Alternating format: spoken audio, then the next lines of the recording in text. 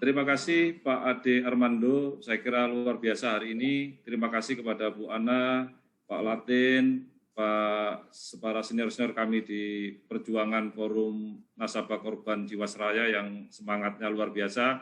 Kita aplaus untuk beliau semuanya terkait dengan perjuangan beliau sehingga bisa memantik kami semua dari lembaga negara, baik dari kekuatan sipil, kekuatan masyarakat, dan sebagainya untuk terus berjuang menyuarakan aspirasi yang menurut saya ini sesuatu yang sudah TSM, terstruktur, masif, dan sistemik. Jadi ini seperti 98 memang sangat krusial.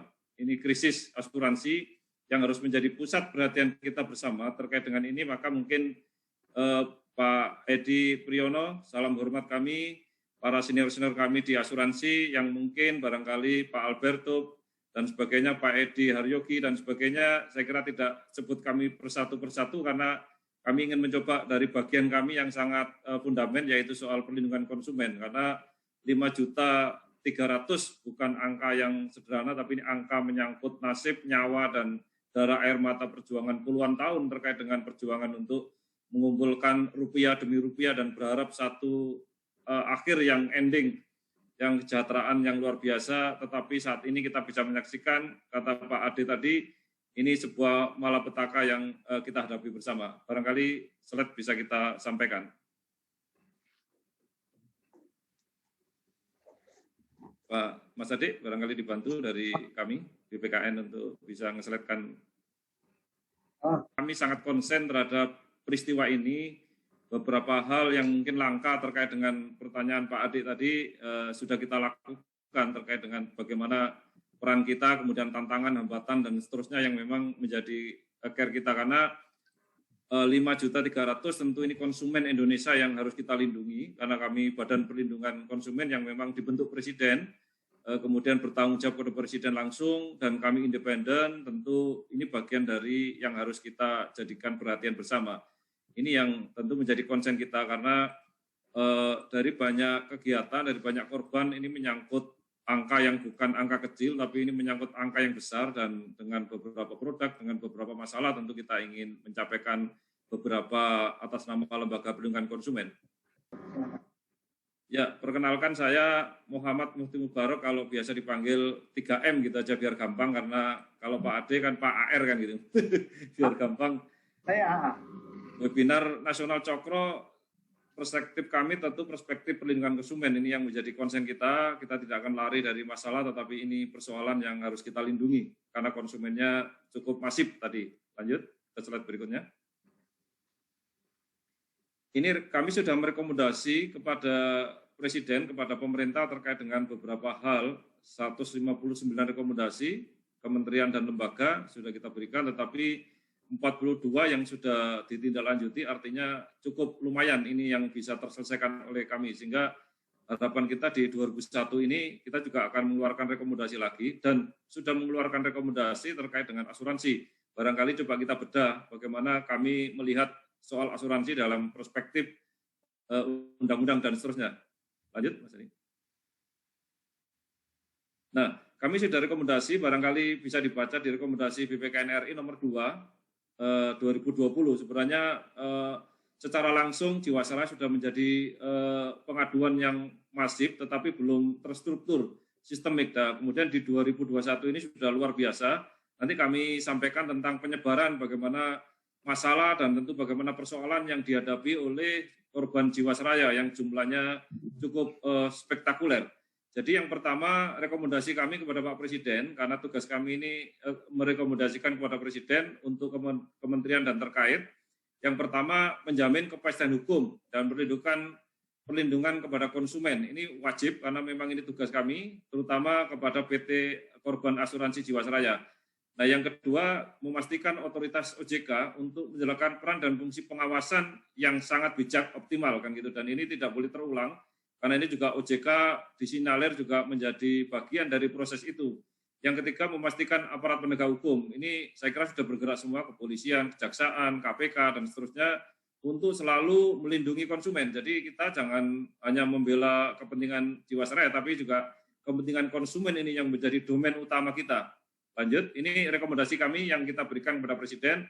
tetapi bahwa dari rekomendasi itu pertama adalah tentang kepastian hukum terkait dengan beberapa tugas dari OJK, yaitu melakukan pengawasan. Ini OJK juga sudah terus kami koordinasi untuk terus mengawasi bagaimana proses ini. Kemudian membuat peraturan turunan terkait dengan ini yang memiliki kredibilitas secara jelas, sistemik. Peraturan OJK ini sangat kita tunggu-tunggu, karena menindaklanjuti dari OJK ini tentang klausa baku, terutama ini janji-janji dari Jiwasraya ini cukup banyak, janjinya begini, jadinya begitu, janjinya begini, jadinya begitu. Maka ketemulah restrukturisasi itu sebenarnya belum menjadi solusi kami kan gitu.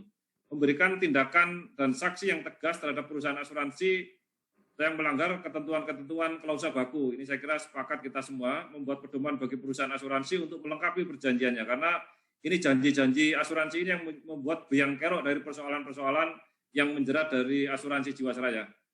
Lanjut. Nah, ini tugas kami jelas bahwa pertama kami amanat Presiden untuk melindungi segenap bangsa tumpah darah. Ini undang-undang, kita nggak bisa bantah bahwa hak konsumen sangat besar, berharap kepada kita untuk bisa kita selesaikan. Dan yang kedua, secara konstitusi bahwa persoalan ini memang menjadi persoalan yang nasional dan internasional, karena ini seperti 98 kejadiannya, ada krisis yang luar biasa dan krisis asuransi yang kita sinyalir kan gitu.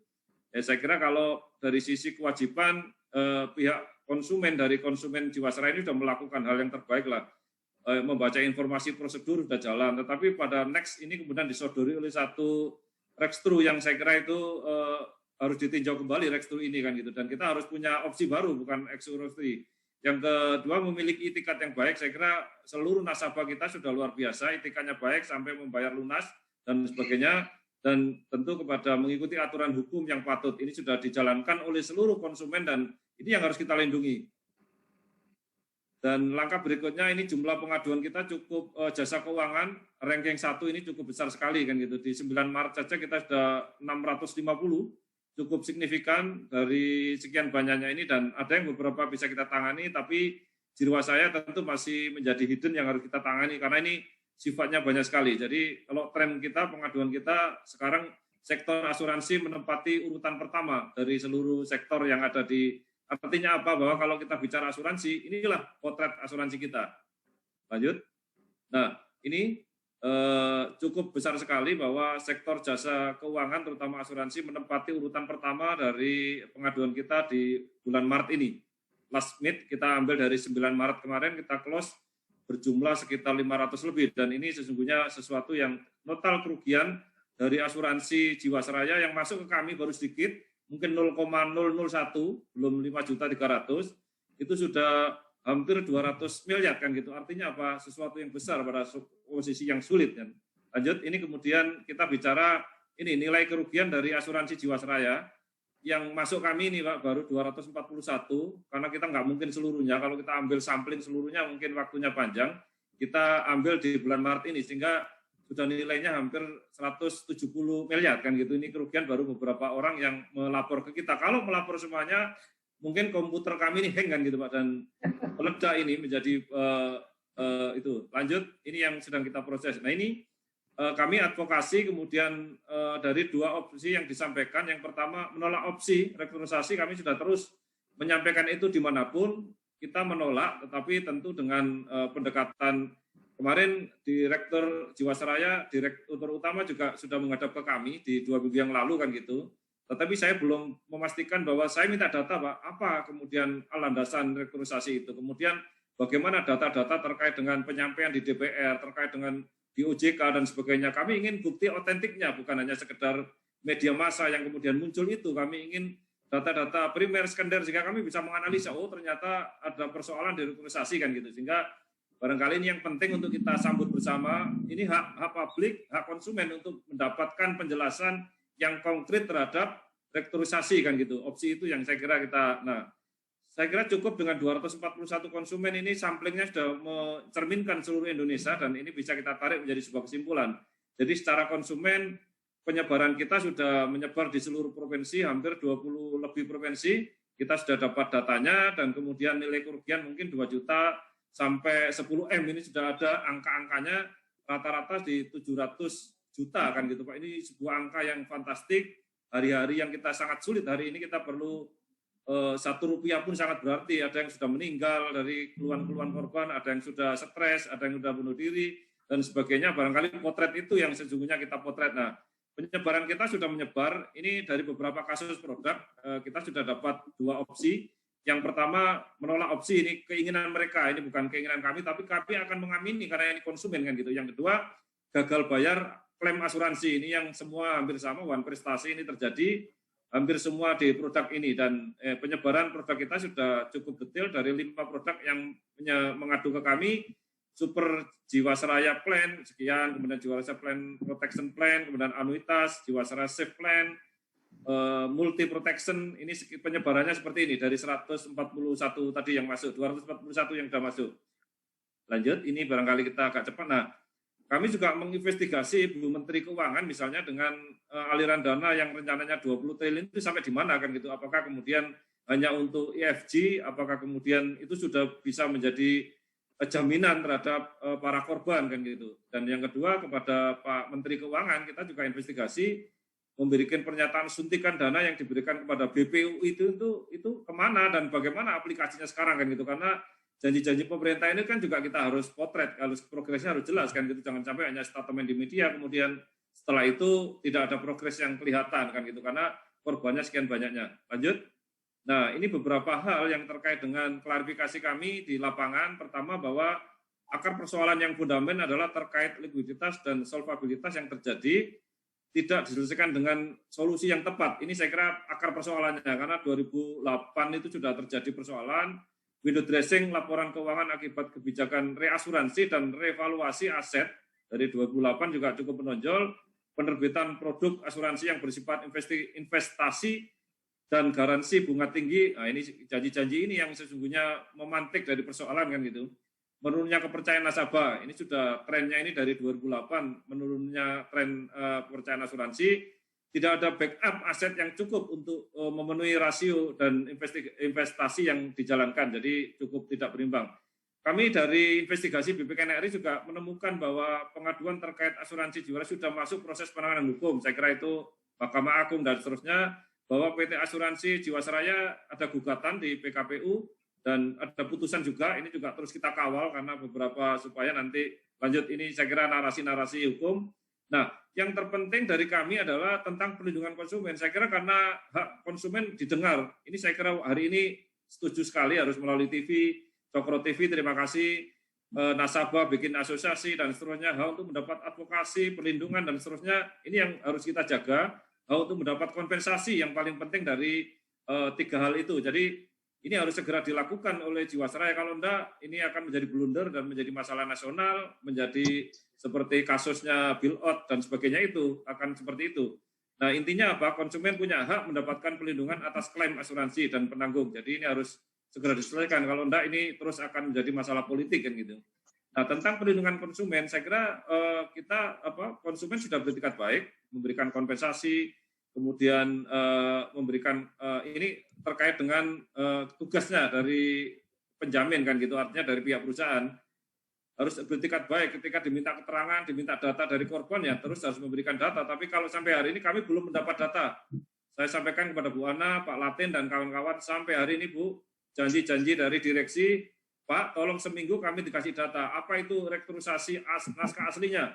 Naskah otentik, apa itu kemudian pertemuan dengan DPR, pertemuan dengan OJK, apa itu kemudian apa kesepakatannya, itu yang sesungguhnya kita minta. Sampai hari ini kita belum dikasih. Nanti kita akan tegur lagi melalui lembaga-lembaga yang lain kan gitu, supaya ini kita aja tidak terlalu ini, apalagi pihak korban kan gitu. Ini sudah pelanggaran menurut kami. Kewajiban bagi penanggung harus memenuhi apa yang menjadi hak konsumen. Saya kira hak konsumen ada 3 tadi yang utama. Lanjut, ini tinggal 2 slide barangkali. Nah, Otoritas Jasa Keuangan ini yang sedang kita kerjasama dengan OJK supaya ada payung hukum lah terkait dengan korban Jiwasraya ini kan gitu, supaya ketentuan dari peraturan undang-undang ini enggak kemudian OJK lepas tangan kan gitu. Lanjut. Nah, ini kalau terkait dengan asuransi, saya kira kita sepakat bahwa program asuransi ini harus, sebenarnya kan ada larangan untuk menyelenggarakan tawaran-tawaran terhadap tambahan dari produk kan gitu. Ini yang saya kira sudah ada larangan, tapi kan pihak Jiwasraya memberikan satu janji-janji lagi terkait dengan penambahan manfaat dari asuransi, dan dengan menambah ini menambah itu akhirnya blank lagi hari ini kan gitu. Itu yang terjadi ketika persoalan ini muncul. Lanjut. Nah, kita usul sebenarnya kepada Presiden, pertama Pak Presiden tolong perbankan dulu ketika 98 memang sempat tidak percaya kepada perbankan, tapi kan kemudian ada LPS kan gitu. Kita berharap nanti ada LPP kan gitu, lembaga penjamin polis, sehingga para nasabah di seluruh Indonesia itu punya kepastian hukum ketika dia melakukan ini, yang sangat penting menurut saya, dan ini harus ada RUU, kemudian ada terkait dengan rancangan undang-undang supaya nanti menjadi undang-undang ini terkait dengan lembaga penjamin. Ini saya kira ide kami nanti akan kita munculkan kepada Presiden supaya tidak resah para nasabah ini, karena ini asuransi Jiwasraya ini adalah BUMN masalahnya kan gitu. BUMN seperti ini apalagi swasta, kita tentu bisa membayangkan apa yang terjadi dengan asuransi yang lain kan, itu yang terjadi. Lembaga penjamin polis barangkali perlu digarisbawahi bahwa ini perlu sekali untuk dilakukan payung hukumnya supaya kepastian terbayar dan kepastian klaimnya itu benar-benar jelas kan gitu. Tidak ada keraguan kita terhadap asuransi apapun, karena ini menjadi pandemi kan, pandemi asuransi Indonesia. Lanjut, ini saya kira RUU tentang perasurasian harus segera dibikin, kemudian RUU lembaga penjamin polis harus muncul, sehingga nanti perlindungan konsumen setelah pasca insiden ini harus jelas, karena kalau nggak ada ini kita akan berputar-putar di anak perusahaan, di mitra dari Jiwasraya, kemudian apalah yang dibikin oleh lembaga-lembaga itu tampaknya kurang memberikan kepastian hukum kan gitu.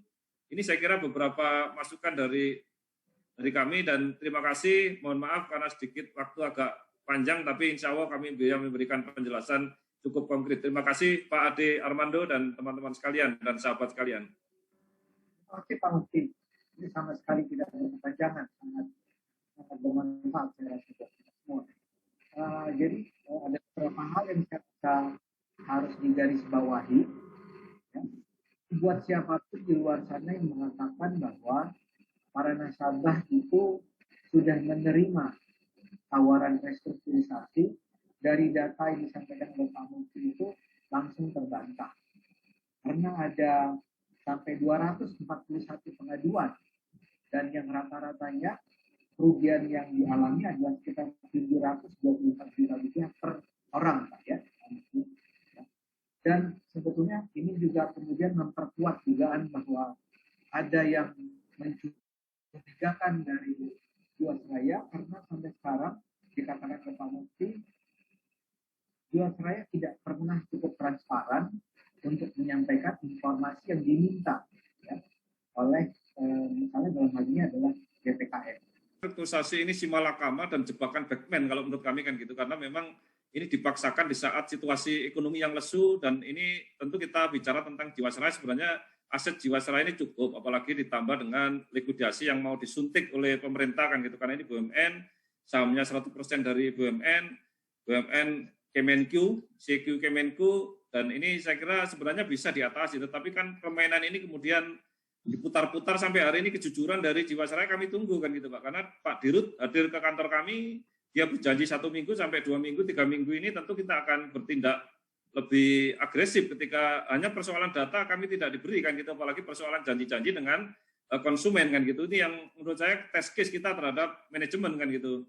Kita ya akan tembus ke Presiden, kita akan tembus ke Pak Menteri, dan seterusnya ke beberapa KL lembaga kementerian. Dan ini yang penting, ini ada kejelasan dulu Pak. Kalau persoalan restrukturisasi itu memang pilihan, tetapi restrukturisasi kan sebenarnya opsi terakhir sebenarnya menurut kami. Jangan restrukturisasi ditonjolkan di pertama. Kita tanya produk ini apa, restrukturisasi ini, alasannya apa, dasar hukumnya apa, dan seterusnya. Dan kemudian karena situasi politik DPR sekedar mengamini, kemudian OJK oke, misalnya kita cek di OJK juga belum memberikan payung hukum di situ.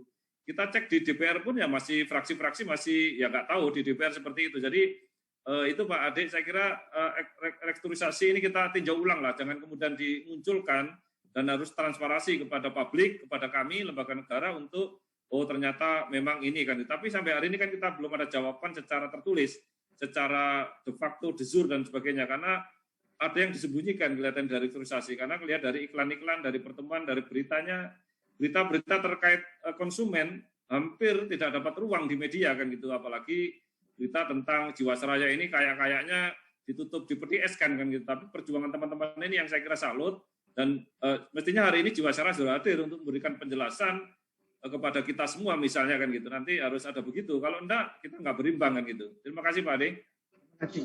Ya mudah-mudahan teman-teman Jiwasraya menonton dan tadi KSP sudah menonton, saya sudah hadir di sini. Ini bisa disampaikan dulu kepada Pak Presiden. Kita negara Pak Presiden harus peduli, ya, harus turun tangan. Baik, terima kasih.